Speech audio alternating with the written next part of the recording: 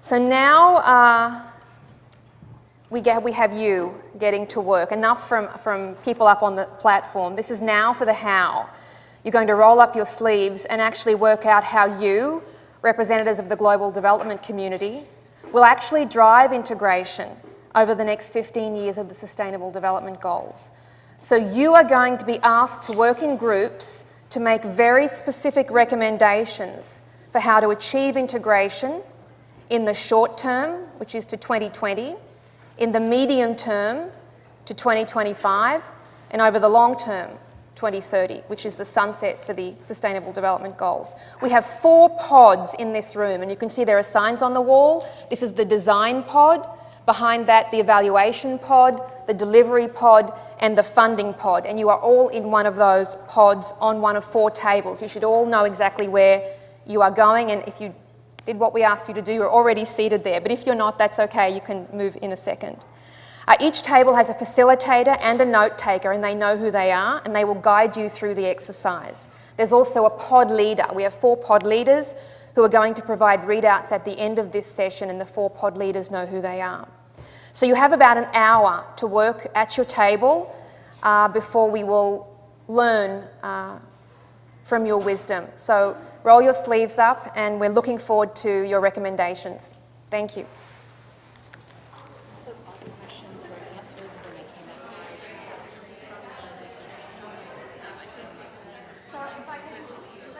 No, you have 15 more minutes. 15 more minutes of discussion, and then we have to bring you together into the 4 pods to transfer all of these recommendations onto the white sheets on the wall. So 15 more minutes. Make sure your recommendations are organised by date, so 2020, 2025 and 2030. And then we're going to bring you together into 4 pods to transfer the best recommendations onto the 4 charts on the wall. So 15 more minutes. Thank you. 3 p.m. Can I have your attention? It's 3 p.m. There's so much energy in this room. It's fantastic. Now what we're going to do is we have 4 pod leaders. If the pod leaders could go to their clusters of tables, we're organising into pods. And the pod leaders are going to help you transfer your very best recommendations to the 4 charts on the wall, and then we're going to read those out. This is where it gets very competitive, so may the best integrator win. Pod leaders. Create the conditions for like a healthier, more robust system to emerge. Because often we come in and our solutions are so plastic that they actually cause very stupid behavior. And actually sometimes that's really preventive.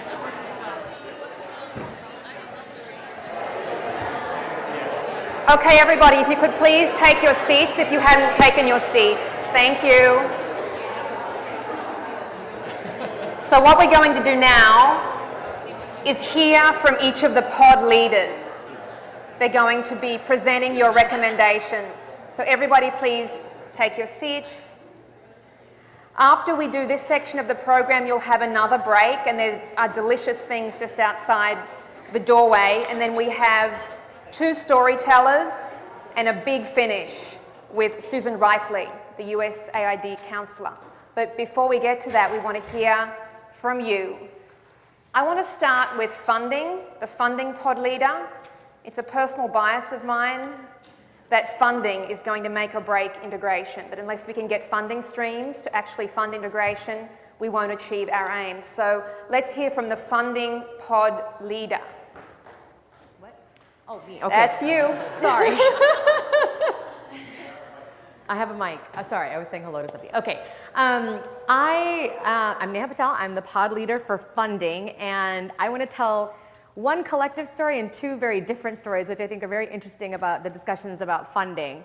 So what some of the common conversations were across both of our tables were around the language of integrated development, bringing together different stakeholders such as public, private, corporate, all different kinds of stakeholders, both traditional and non-traditional, would require that we actually are speaking the same language and that we know what we mean when we say certain terms. So starting with that would be a very important tool and a very critical step in being able to bring stakeholders together to come up with solutions. The second thing that I heard across both the tables that I was working around was around participation and community engagement. Where is the agenda coming from? Where are the priorities? And who's really defining them? How do we make sure we're actually engaging stakeholders in a way that we're responding to the needs of beneficiaries as opposed to our own agendas? And then third, we talked a lot about, well, both tables talked a little bit about needing to move beyond the traditional actors. So we all know that USAID is one of the biggest funders in the space and even some of the larger foundations, but how do we bring in some of the more non-traditional actors, some of the smaller actors who are interested in this kind of change, and be able to, again, kind of make them a more participatory part of this dialogue. So the ways in which both of our tables tackled these questions were different. So one of our tables, table number one, actually talked a little bit about a theory of change, a change of culture that needed to happen. I know this is too small for a lot of people to see, but the way that that story is being told, this is a kind of, maybe it's a baby or an embryo, I don't know. But in 2016, I'm getting to something that we're calling the fourth sector athlete.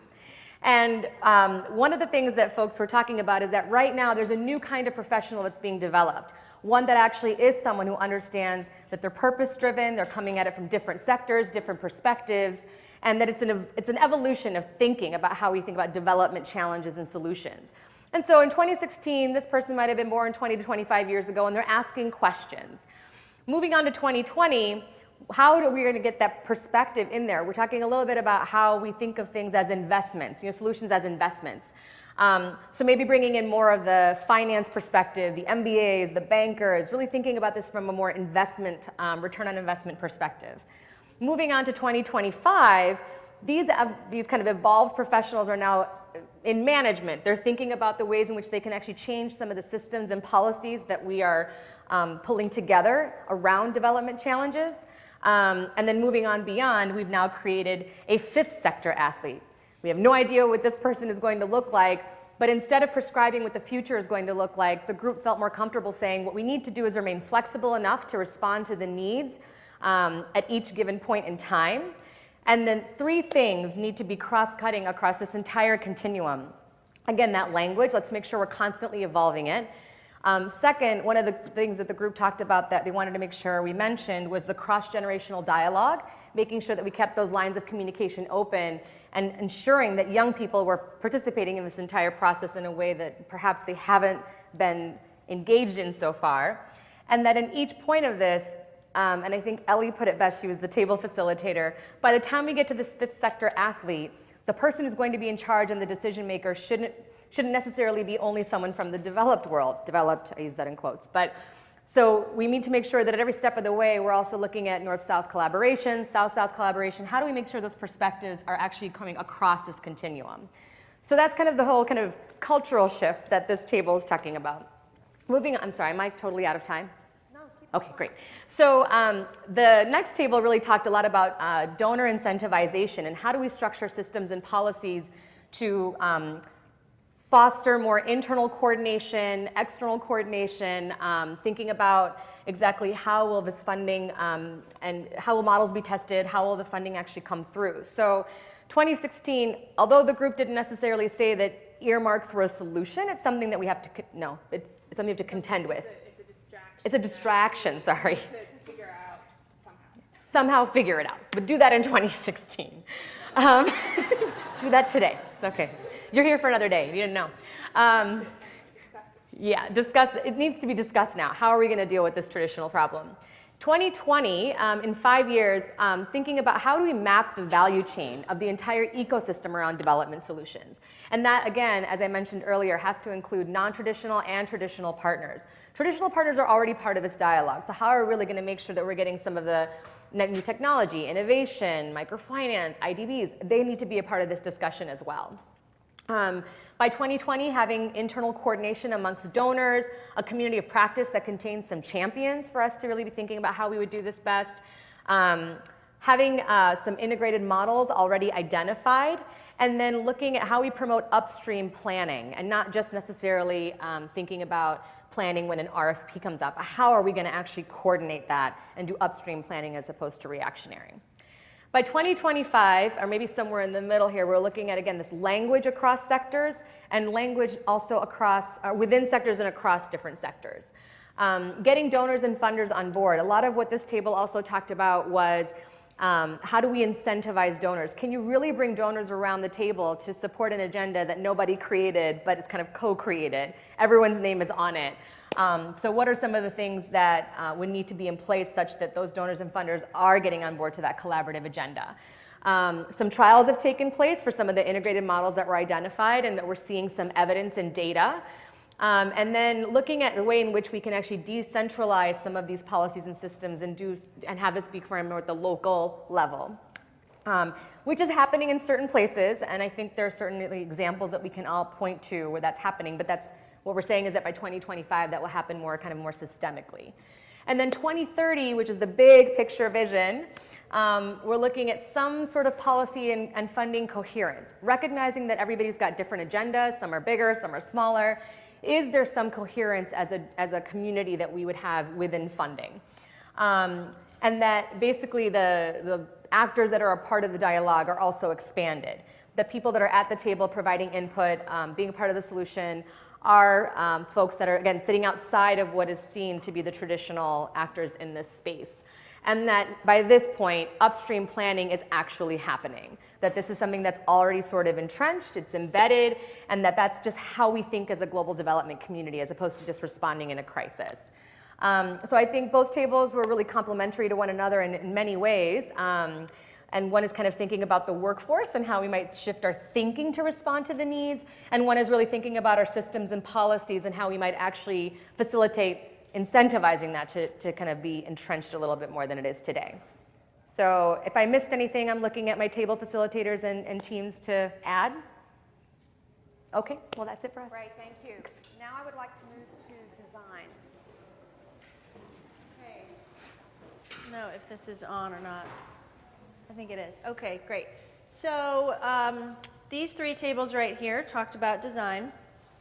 There was a little bit of disagreement among some of them on the timeline, so I'm just going to present them in the way that some of the groups thought that they would go, and then it might be interesting actually to have any other reactions to say, no, that won't take till 2030, you got to move that back. But this is how they fell out. The very first suggestion that they put on 2016 I thought was really interesting because it came from this table, but in my mind it was it's a possible solution to something this table over here had talked about as a challenge. So it says pre-design community engagement level.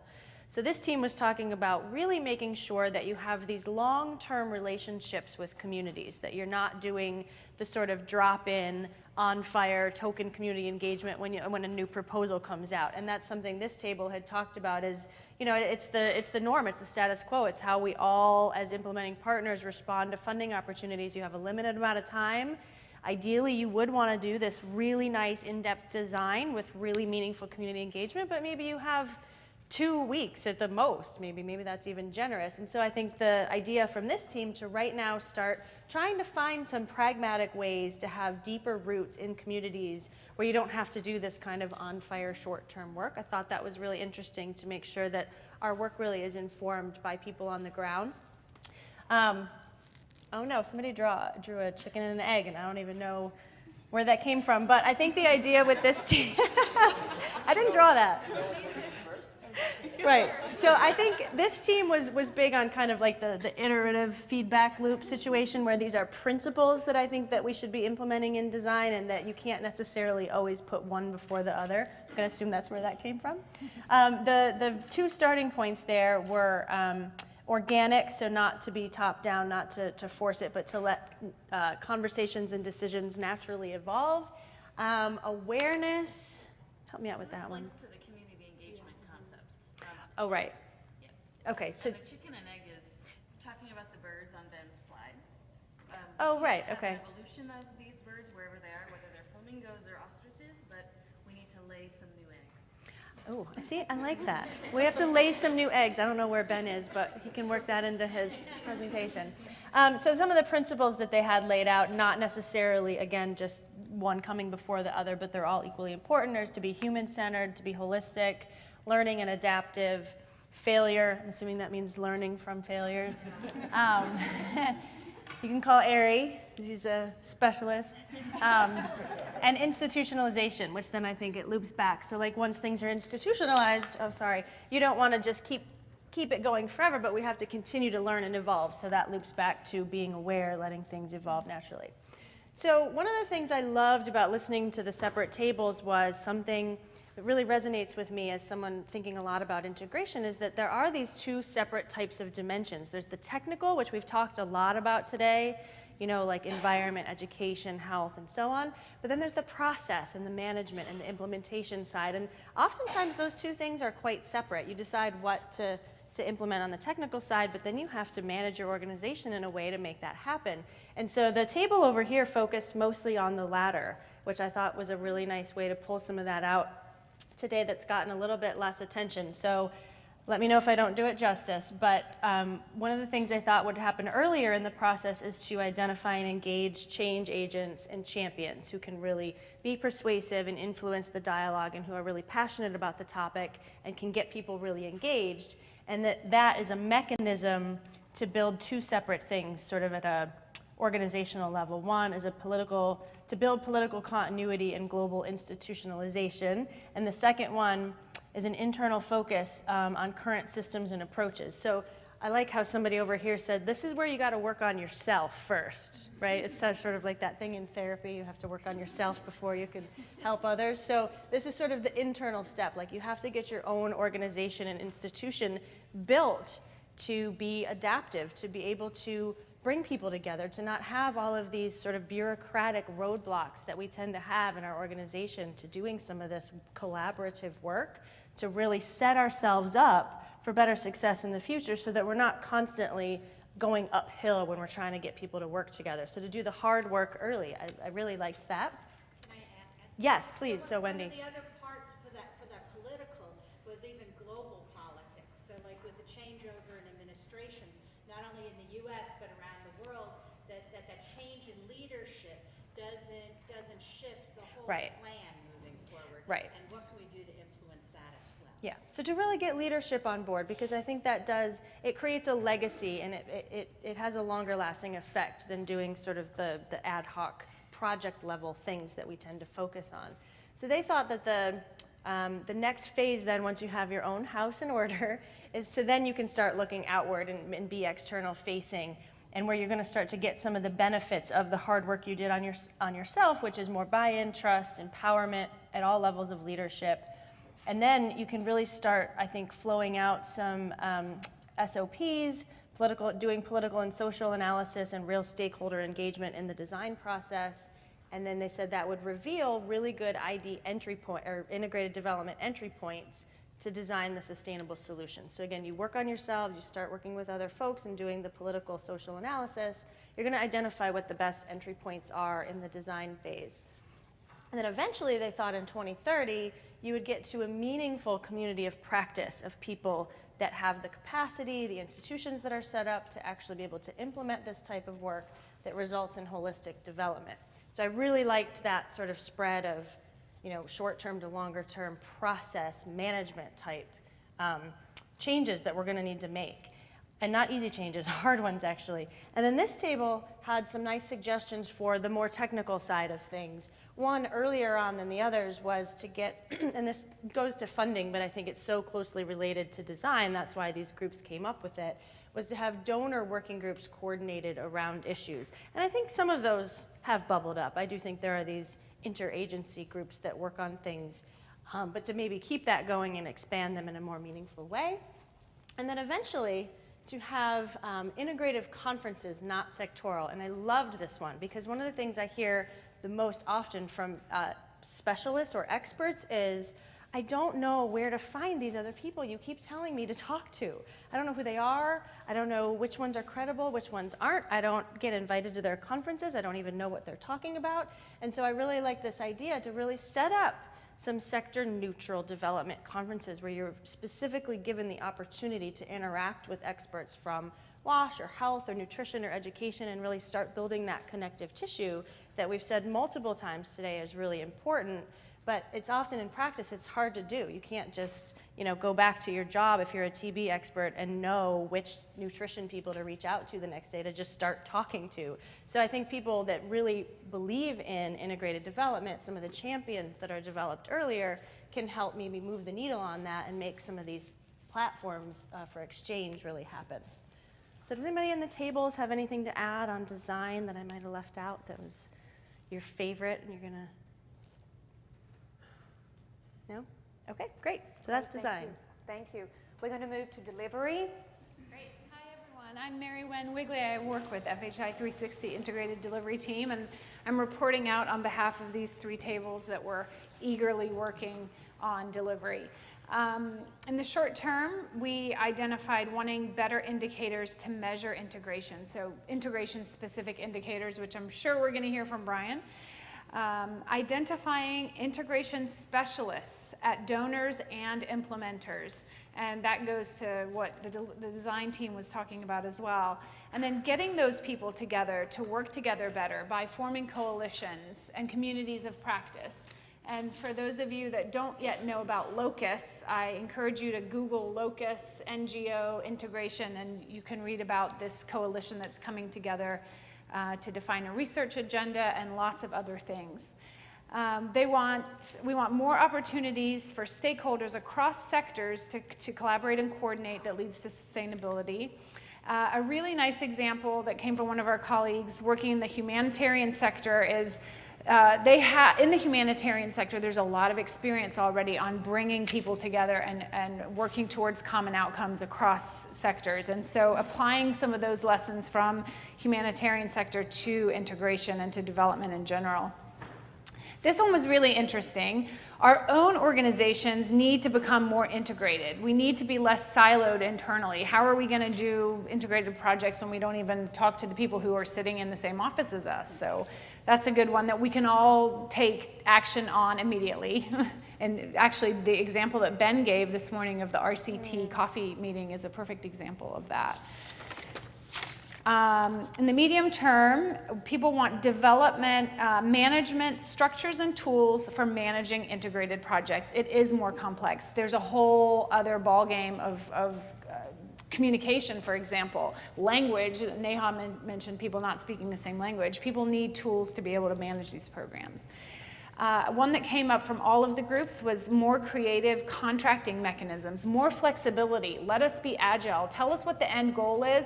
Let us figure out how to get there and adapt along the way. We don't need to sit down at the beginning of a 5-year project and spell out everything that we're going to do and be locked into it. It does not allow for us to take into account what's happening on the ground, and the agility is not there, and that is a real constraint.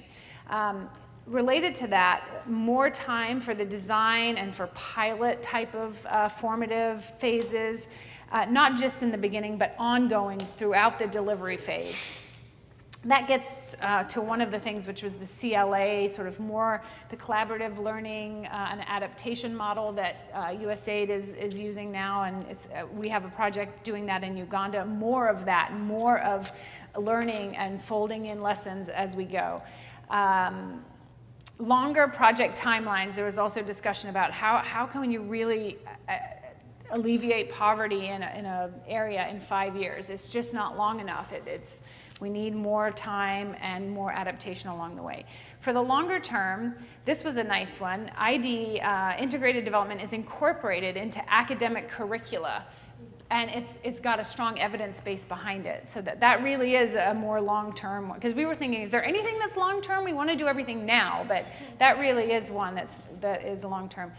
More systematic approaches to integrating learning and change into the program activities. So we've mentioned that.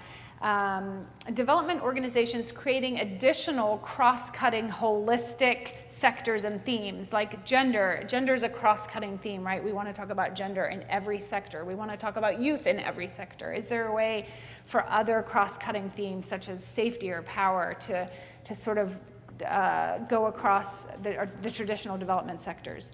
And the long-term one is not delivery, it's definitely funding, but we're going to say it because we want everyone to hear it again, which is change how Congress funds USAID.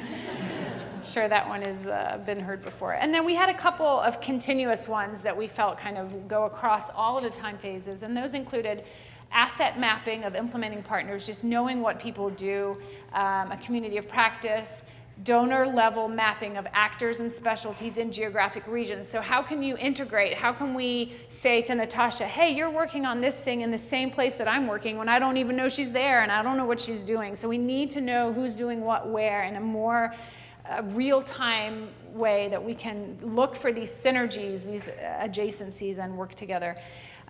Community engagement and ownership, better feedback loops, and more collaboration, learning, and adaptation. Continuous, and more examples, more documentation, more ID lessons, more ongoing database, a greater database for lessons and evidence that people, obviously everyone agrees that in theory, integration can help us perhaps value add, and we need those lessons, those stories, and a part of that is great about why we're here today, and we certainly encourage people to check out the tools that Tricia showed us earlier, and then keep this conversation going. We don't want the conversation, obviously, to end today. Did you want to, anybody else from your table feel something, a burning need to comment or react? I want to make sure everyone has that opportunity. Thank you. Okay, great. Good. Last one, evaluation. Oh, we do have one comment, sorry. Oh, Lee. I'm sorry. Here. My name is Tosin Akibo, FHI 360 Nigeria, the Senior Gender Specialist. It's just, we discovered as a team that there's a thin line between design and delivery when it comes to integration, and that there are several cross-cutting factors that, if are not put into design at the stage of design, will affect delivery. So I just wanted to share that with the rest. Thank you. Thank you. Thanks. Evaluation. Great. Hi, my name is Brian Dooley, and I also work here at FHI 360, and I work on monitoring and evaluation for our education programs. And you'll notice that a lot of people, when they introduce themselves, they kind of start by what is their role, and then what is the sector they perform that role in. And so one of the things that we were talking about with our evaluation groups is sort of that challenge of that if you identify as an evaluator, how do you deal with that second identity of your sector as you're trying to measure some sort of integrated development approach? And can one person do everything, or do you need a team of people? So we had 4 tables here, and I found that each table went through sort of a similar flow in their conversation. Everyone seemed to start with, well, what is it that we need to measure in order to evaluate integrated development? What is it that we're measuring? What are these indicators? What are these things? Are we measuring processes? Are we measuring outputs? Are we measuring sector-specific things? Or do we need to come up with all new indicators that are sort of more agnostic to this sector, such as quality of life? And then they went from that what are we measuring to how are we going about and measuring it? Do we need to have experimental projects that are testing out hypotheses of whether 2 separate approaches in silos work more cost effectively than an integrated approach, and what are those synergies, and how do we really measure the synergies? Then they went from the kind of talking about the what and the how to, well, who is going to do this? That if you're an expert and you have the technical knowledge of your area, you know your standard list of indicators, you know that in your field you love doing RCTs for everything, or you really focus on qualitative data, or only look at quantitative stuff, and you know what are your sources of data. If you're trying to do some sort of integrated measure, how do you get all those people together and reach some sort of consensus? Even coming down to something as simple as like an IRB protocol and filling out all of your paperwork, how do you get those people together? And it kind of touches on what the funding team was talking about. Do we need a new type of person that's an integrator, or can the existing evaluators work together to fill that function? And then finally, once they discussed the what, the how, the who, I like kind of how each group eventually came down to the why of why are we measuring the things that we say we want to prioritize measuring? How are we going to use that information? And so there was a whole lot of ideas kind of spawned by these 4 groups, but I forced everyone to pick their favorites for each of the timelines to make it a bit more streamlined for you guys. So for the short term, we agreed that we need to start by simply defining integrated development, because if people are coming in with a different idea of what an integrated program looks like, it's going to be really hard to compare lessons learned across projects and across organizations. So once we define what is integrated development, we then moved to the first people we need to engage are actually the communities where we're working, and bring to them our definition of integrated development and try to understand from them, okay, what are the synergies that you see in your community, that if you're coming in with some health outcome goal or some education outcome goal, what are the things that you know are the externalities that impact that, so we can make sure to measure those in our evaluations. And then we said, in order to learn this and try to come up with these new types of evaluation designs, we need longer startup periods for integrated programs. So if we have more than one hypothesis, we have a bit of that flexibility to test it out and to measure some different approaches before we commit to one for the longer term of the project. And so that ties in with having more adaptive frameworks and allowing for course corrections than a fixed set of baseline indicators that you must follow throughout the project, no matter what you know about the context. Going into the medium term, we said, okay, now let's shift towards a co-creation of some of these integrated measures and integrated indicators. Once we, in the short term, know the definition and get some of those inputs from the communities, how do we engage with the donors and with country missions in a less siloed approach, and able to look at a country mission and say, okay, you have projects in all these different sectors. What is a more holistic way that we can go about measuring the outcomes of this development work? And so then that led to kind of that issue of who's doing this and improving a pipeline of integrators. So there was a discussion that, okay, there needs to be a certain mindset of a professional that's evaluating integrated programs, and how do we go about fostering more and more of these people that can kind of be advocates for integrated evaluations.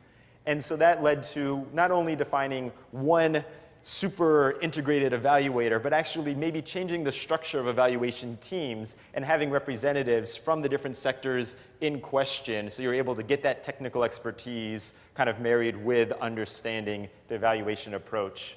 And then, again, why are we doing this? It came down to what we want to get in the medium term is 2 levels of indicators and information. The first being some sort of standard output measure, and whether we come up with a new indicator such as quality of life that every sector can somehow fit into, or whether it's sort of a combination of indicators. We want to be clear on the outputs, but also clear on the whole process of how did we get to those outputs. Because it's one thing to report that this program worked, but if we want to be able to replicate it, we need to do a better job at measuring what were all of the approaches used in terms of the management and the design of the program and the delivery of the program that enabled it to work. And was it really the concept of integrating 2 sectors that failed, or was it some poor management in the delivery of that approach? And so maybe we can't write it off just yet. And that led to sort of our long-term goals. And so we're saying that one long-term goal would be allowing for more sort of follow-up evaluations. That, okay, you may have just 3 years of implementation, and traditionally what happens is you have your M&E team in place, and as soon as the contract ends, the implementation ends, and so does the evaluation. And we were hoping that being able to follow up on projects, we may be able to see our integrated approaches having a longer life in terms of the impact than single sector approaches. Then we said that we can start to use this data from these evaluations to validate the goals of integration. And instead of all of us saying, well, we all feel that integration should work, so let's all keep funding it and change our delivery and change our design and change our funding processes for something that we all kind of hope works, can we finally in the long term get some real concrete evidence as to whether it does or doesn't work? And if it does work, then it's going to be easier to make the culture changes in the funding, delivery, design methods, because we have something to back it up. But if at the end of the day we do all of our evaluations and we find out there isn't some sort of magical synergy or cost effectiveness, it's good to have that evidence to accept that and maybe go back to the way we've always done things.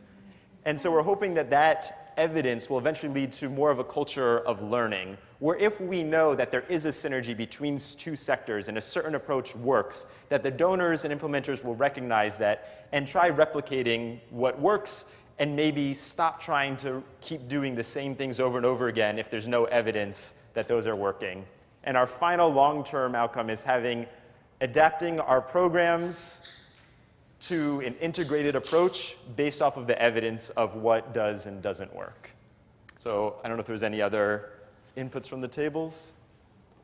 I would just add one thing. Yeah. Differentiating between not necessarily outputs of quality of life, but like outcome measures that are programmatic outcomes versus indicators for integration itself. Yeah. Right? Differentiating between those two. So I think that was that point. Related to Great. evidence or evaluation based on indicators. Yeah. Thank you. I think everyone should give themselves a round of applause for this amazing work.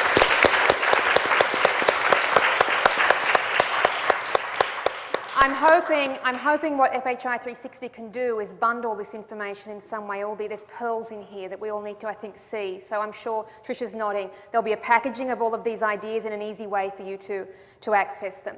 I'm going to change the program a little. I just feel there's probably more comments in the audience here. So we're going to go to break in 10 minutes or less, but I just want to give anyone, this is probably the last opportunity you'll have in our program to really share a brilliant idea that we all have to hear, a burning concern. So I just want to give you the option to raise something that you feel needs to be raised before we move to break, and then we'll reconvene for our storytellers and our keynote closing. So anyone feels absolutely sitting on the edge of their seat, they just have to say something about what you've just discussed. Is everyone happy with the recommendations? Did someone feel something was not addressed? Yes. So the idea that we had at our table was to actually take the RCTs that Ben was talking about this morning, the randomized coffee trials, and try to use them between organizations, not exclusively within organizations.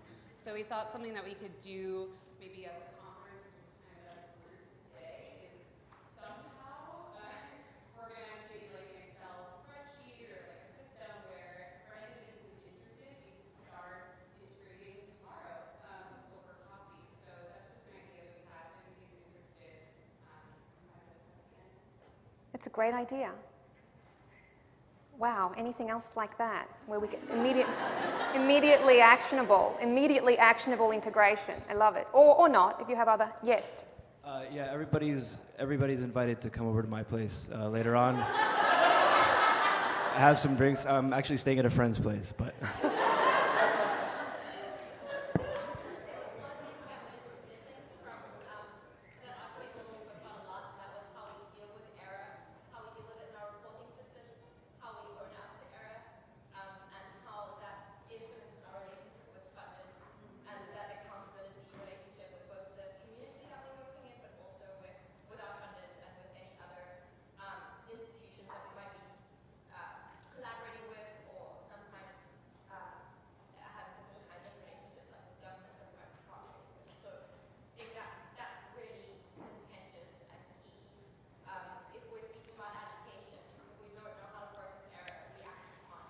Right. And then just to that point of getting it, it's not very fantastic, but also like how do we join initiatives like Creative Commons and other kinds of like open society foundations and use their processes and networks and platforms to actually share our knowledge in a much more efficient way within the sector and also with other sectors. Great.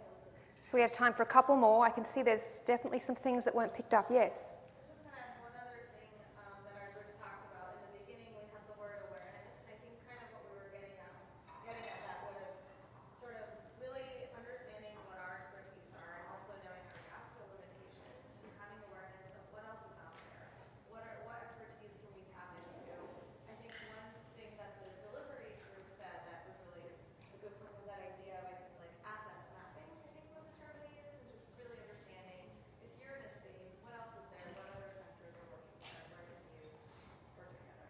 That's great. There's this concept in the private sector called adjacent abundance, which is a fancy way of saying if you're small or weak in some area, look outside. There's probably someone around you, an organisation, that is abundant in that resource. And you either want to partner with them or in the private sector you might want to buy them. But you, in this sector, you want to know where your adjacent abundance is to compensate for your weaknesses. Yeah. Yes.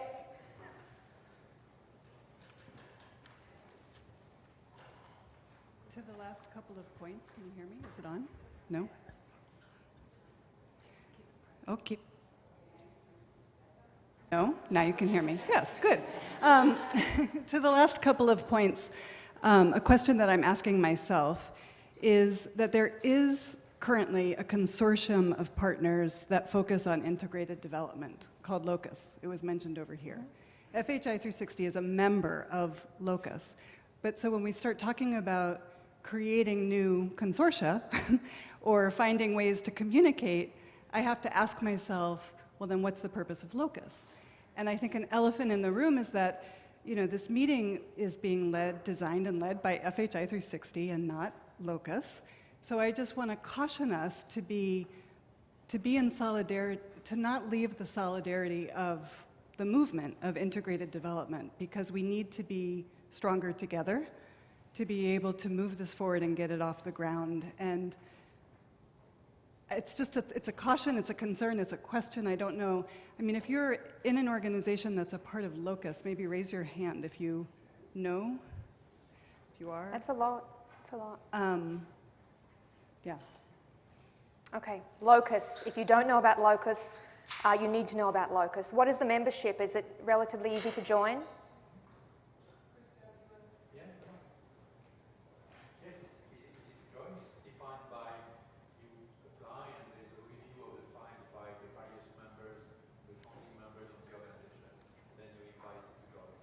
And did you just want to stand up and introduce yourself? Are you associated with LOCUS? That's okay. And you are associated with LOCUS? We are one of the founding members. Wonderful. Thank you very much. Locus.ngo. Great. So let's take one, yes, another one here and then one from Ben. Sorry, there's also a lot of sort of new ways of, like Locus. Some of them are specific, and I'd actually be curious to know if there's anything similar to what I'm about to mention, but IRC is a co-convener of something called the Global Alliance for Urban Crises, and we are a humanitarian organization working with UN Habitat on co-convening it, but it's open to a diversity of actors, including local governments and national governments, et cetera, et cetera. So there are sort of alliances and entities that focus on, Global Alliance, Urban Crises is somewhat focused, but it incorporates a lot of different aspects, and the membership includes a lot of different people who bring different expertise to the table. So there's a lot of different movements that are working towards this, and I think the reason why, as events like this sort of show, is once you say hello to somebody, then the integration starts to happen, right? And if you have that initial interaction and create those pathways to say hello or just introduce yourself and raise that awareness, then I actually think that the integration follows naturally, organically. And so it's great to see so many different channels coming up around that.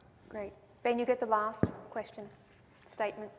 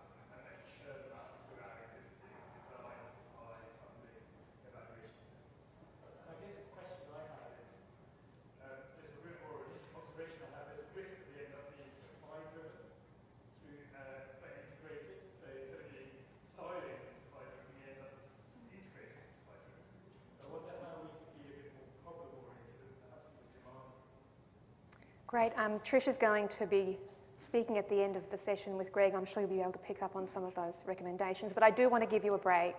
So take 15 minutes. It's time for a sweet and a tweet. And then please return at 4:15 for the remainder of our program.